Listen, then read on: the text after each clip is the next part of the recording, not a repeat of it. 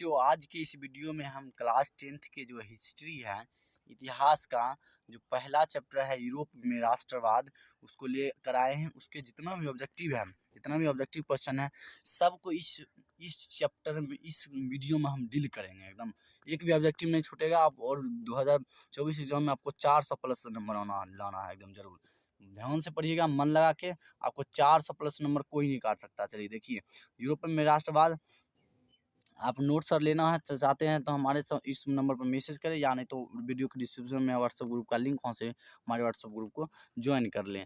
अब चलते हैं क्वेश्चन की ओर, क्योंकि आपको लाना है 400 प्लस नंबर। तो पहला क्वेश्चन की ओर चलते हैं। पहला जो क्वेश्चन है, यंग यूरोप की स्थापना किसने की थी? यंग यूरोप की जो स्थापना किसने की थी? तो इसका जो राइट आंसर मेजिनी ने। क्या जो राइट आंसर मेजिनी ने। किसने? मेजिनी ने। अब चलते हैं क्वेश्चन नंबर 2 की ओर। क्वेश्चन नंबर 2 कह रहा है कि ईरान के स्वतंत्रता संग्राम में किसकी पराजय हुई?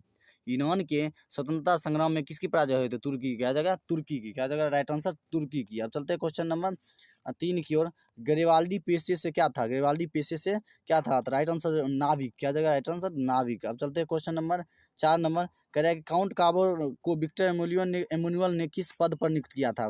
काउंट काबर को विक्टर एमुनुअल ने किस पद पर? प्रधानमंत्री। राइट आंसर क्या जगह? प्रधानमंत्री। अब चलते हैं क्वेश्चन नंबर 5 की ओर। क्वेश्चन नंबर 5 की ओर। रक्त एवं लौह की नीति का अवलंबन किसने किया? इसका जो राइट आंसर होगा बिस्मार्क। क्या जगह? Right answer Bismarck. क्या जगह? Right answer Bismarck. रक्त एवं लौह की नीति का अवलंबन किसने किया? बिस्मार्क। क्या जगह? Right answer Bismarck. अब चलते हैं क्वेश्चन नंबर 6 की ओर। क्वेश्चन नंबर 6 कह रहा है कि वियना कांग्रेस के द्वारा फ्रांस में किस शासन वंश की पुनर्स्थापना की गई? वियना वंश की स्थापना तो बुर्बू राजवंश। क्या जगह? राइट आंसर बुर्बू राजवंश। क्या जगह? राइट आंसर बुर्बू राजवंश का पुनर्स्थापना की गई थी। अब चलते हैं क्वेश्चन नंबर 7 की ओर करें कि जर्मन रॉयल राज्य का निर्माण किसने किया था?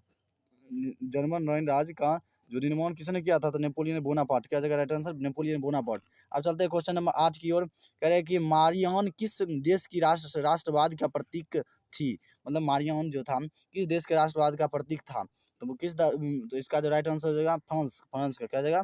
फ्रांस का। मारियान फ्रांस का राष्ट्रीय प्रतीक था। अब चलते हैं क्वेश्चन नंबर 9 की। 1830 की क्रांति के बाद फ्रांस में किस प्रकार का शासन स्थापित हुआ? 1830 की क्रांति के बाद फ्रांस में किस शासन मतलब वर्ग का स्थापना हुआ? तो इसका जो राइट आंसर हो जाएगा निरंकुश राजतंत्र। क्या जाएगा? निरंकुश राजतंत्र का स्थापना हुआ। अब चलते हैं question number. Act of union किस वर्ष पारित हुआ? एक्ट ऑफ यूनियन 10 नंबर का जो राइट आंसर है, एक्ट ऑफ यूनियन किस वर्ष पारित हुआ था? इसका जो राइट आंसर हो जाएगा ये 1688 ईस्वी में। 1688 ईस्वी में। हम चलते हैं क्वेश्चन नंबर 11 की। क्वेश्चन नंबर 11 को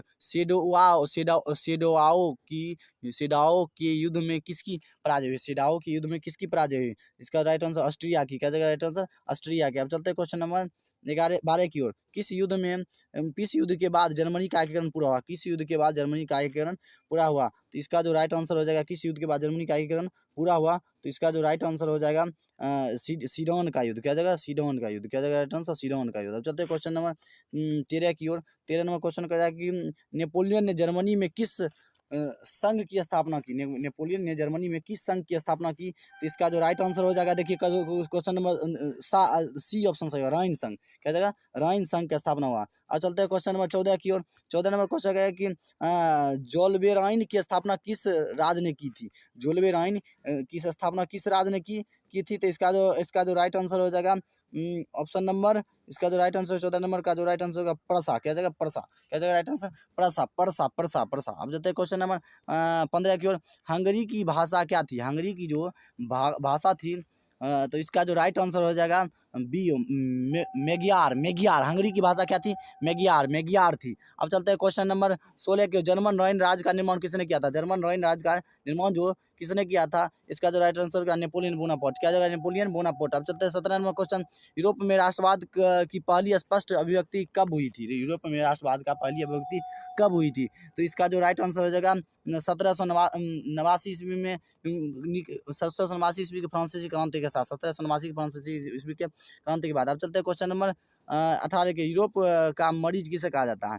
यूरोप का मरीज किसे कहा जाता है? तो राइट आंसर 18 नंबर का जो राइट आंसर होगा सी। क्या जगह? राइट आंसर सी ऑप्शन देखिए यहाँ पर सी, तुर्की। क्या जगह? सी, तुर्की। क्या जगह? तुर्की। क्या जगह? तुर्की। अब चलते हैं क्वेश्चन नंबर 19। क्वेश्चन नंबर 19 कह रहा है कि मेटरनिक का पतन किस वर्ष हुआ था?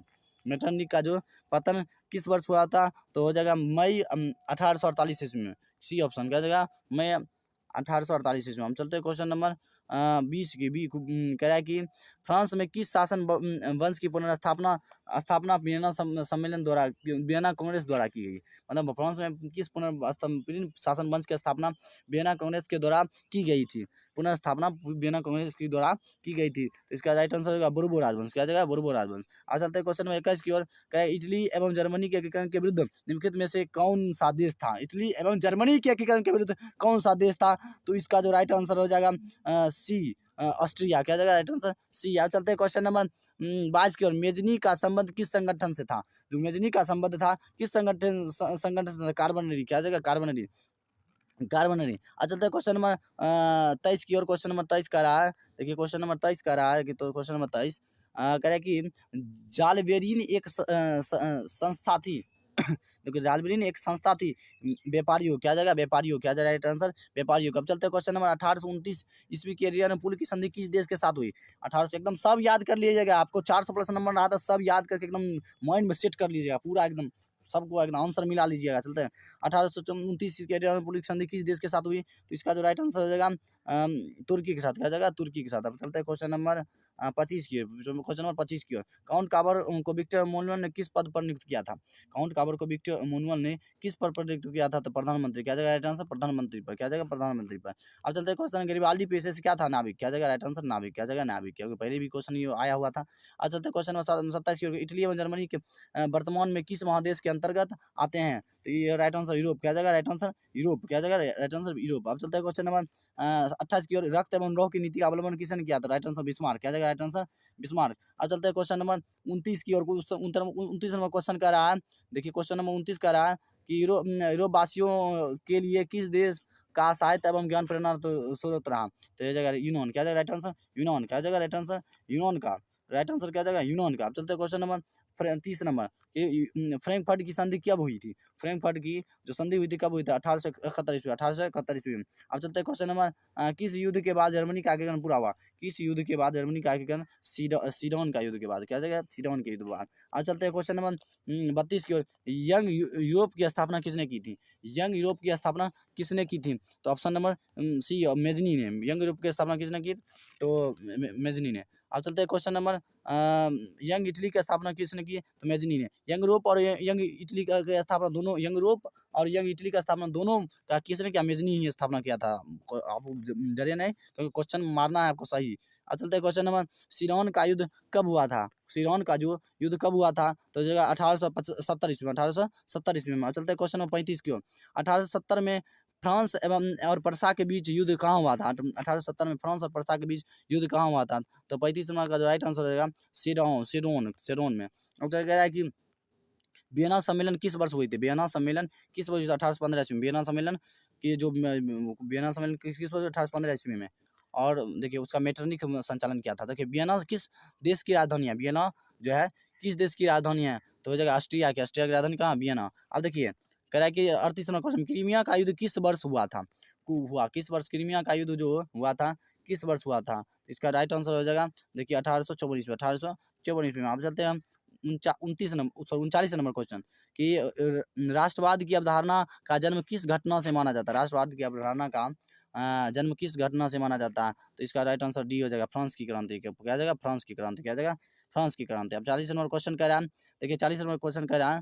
40 नंबर कह रहा है नेपोलियन संहिता किस वर्ष लागू की गई थी। नेपोलियन संहिता जो था वह किस वर्ष लागू की गई तो 1840 ईस्वी में। नेपोलियन संहिता किस वर्ष लागू गई 1840 ईस्वी में थी। इसका राइट आंसर क्या जाएगा 1840 ईस्वी। हम चलते हैं वियना सम्मेलन का अध्यक्ष कौन था। वियना जो सम्मेलन का जो अध्यक्ष कौन था मेटरनिक। क्या जगह राइट आंसर मेटरनिक बताए थे मेटरनिक। अब चलते क्वेश्चन मेटरनिक की व्यवस्था का उद्देश्य क्या था। मेटरनिक जो था उसका व्यवस्था का उद्देश्य क्या था।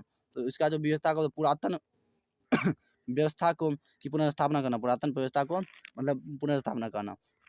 क्वेश्चन नंबर 43 कह रहा है कि काउंट काबर को की मृत्यु कब हुई थी। काउंट काबर की मृत्यु कब हुई थी। इसका राइट आंसर देखिए इसका जो 1862 ईस्वी में। काउंट काबर की मृत्यु कब हुई 1862 ईस्वी में। क्या जाएगा राइट आंसर 1862 ईस्वी में। अब चलते हैं क्वेश्चन नंबर 44 की ओर। क्वेश्चन नंबर 44 कह रहा है इटली और जर्मनी के एकीकरण का विरोधी कौन था। इटली और जर्मनी के एकीकरण का विरोधी कौन था तो ऑस्ट्रिया। क्या जाएगा राइट आंसर ऑस्ट्रिया। अब ऑस्ट्रिया। चलते क्वेश्चन नंबर 45 नंबर क्वेश्चन कह रहा है जर्मनी का एकीकरण किस वर्ष पूर्ण हुआ। जर्मनी का जो एकीकरण था वह किस वर्ष पूर्ण हुआ? तो इसका जो जर्मनी का एकीकरण 20 वर्ष पूर्ण हुआ, तो इसका राइट आंसर होगा 1831 में। 1831 में। हम 46वां क्वेश्चन करें, लाल कुर्ती का गठन किसने किया था?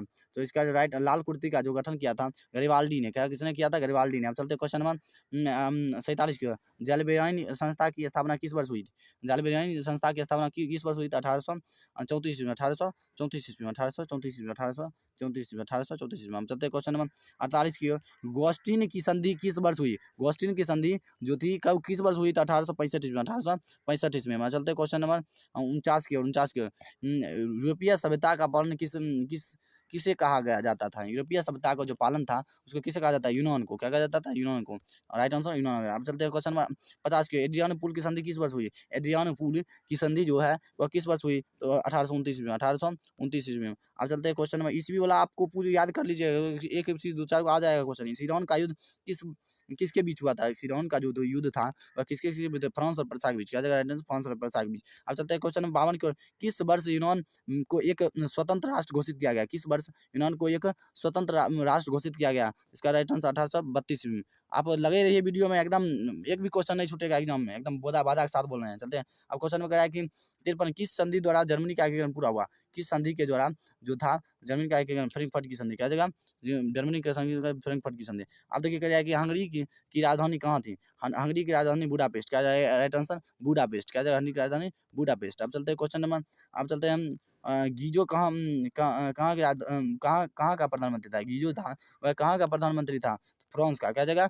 अब देखिए राजधानी में से भी क्वेश्चन पूछ लेता है, जैसे कि रूस का राजधानी कहाँ? मॉस्को। याद रखें, रूस का राजधानी, बांग्लादेश का राजधानी ढाका, और फ्रांस की राजधानी कहाँ? पेरिस। इस सब राजधानी से भी क्वेश्चन आपको कवर करिएगा, याद कर लीजिएगा, लिख लीजिएगा बगल से। अब चलते हैं क्वेश्चन में, सिराओ का युद्ध किसके बीच हुआ था? सिराओ का जो युद्ध था किस वर्ष हुआ था? तो इसका जो राइट आंसर हो जाएगा ऑस्ट्रिया और प्रसा के बीच। क्या जगह? ऑस्ट्रिया और प्रसा के बीच। अब चलते हैं क्वेश्चन नंबर 57 की ओर। कह रहा है कि ओटो को निम्न में से कहाँ का राजा घोषित किया गया था? ओटो को निम्नलिखित में से कहाँ का राजा घोषित किया गया था? इसका यूनान का। क्या जगह? राइट आंसर यूनान का। चलिए अब क्वेश्चन खत्म हो गया। आपको पीडीएफ लेना चाहते हैं तो हमारे इस नंबर पर मैसेज कर सकते हैं, या नहीं तो हमारे व्हाट्सएप ग्रुप को ज्वाइन कर सकते हैं, वीडियो डिस्क्रिप्शन में है। आपको 400 प्लस लाना है 2024 एग्जाम में, 2024 एग्जाम में, तो आप अभी से ही मेहनत करना चालू कर दीजिए, क्योंकि मेहनत से ही आपको सफलता मिलेगी। क्योंकि सफलता बातों से नहीं, रातों से लड़कर मेहनत करके प्राप्त किया जाता है। चलते हैं, वीडियो कैसा लाइक एंड सब्सक्राइब।